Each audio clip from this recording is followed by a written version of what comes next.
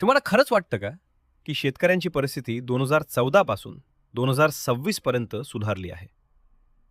की फक्त आकडे बदलले, पण वास्तव अजूनही तसंच आहे? आज आपण एकदम क्लिअर कंपॅरिझन बघणार आहोत 2014 विरुद्ध 2026. शेतीमालाचे दर आणि सगळ्यात इम्पॉर्टंट शेतकऱ्याच्या हातात किती पैसा राहतो.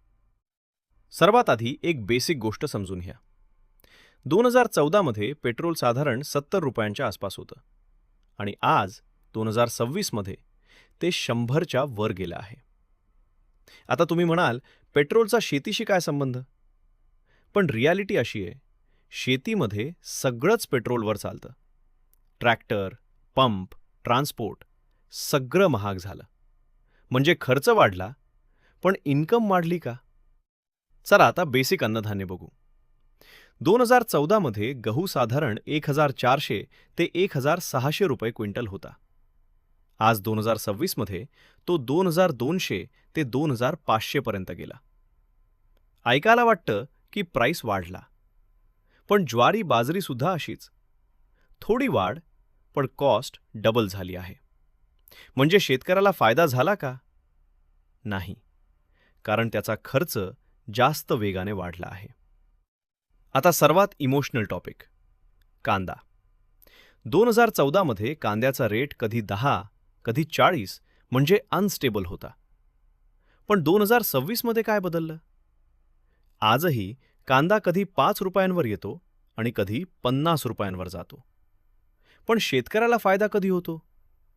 जेव्हा रेट वाढतो, तेव्हा त्याच्याकडे माल नसतो, आणि जेव्हा माल असतो तेव्हा रेट पडलेला असतो.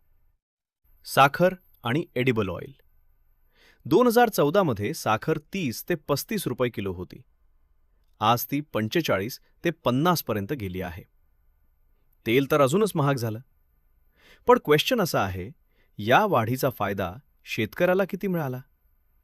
किंवा मध्येच कोणीतरी जास्त कमावत आहे? आता एक सिंपल कॅल्क्युलेशन करा. 2014 मध्ये शेतकरी 100 रुपये कमवत होता आणि 60 रुपये खर्च करत होता. आज 2026 मध्ये तो 150 रुपये कमवतो, पण खर्च 130 रुपये झाला आहे.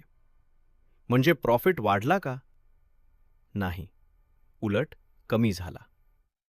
म्हणूनच आजचा बिगेस्ट क्वेश्चन आहे, प्राइस वाढणं महत्त्वाचं आहे का, की शेतकऱ्याचा प्रॉफिट वाढणं महत्त्वाचं आहे?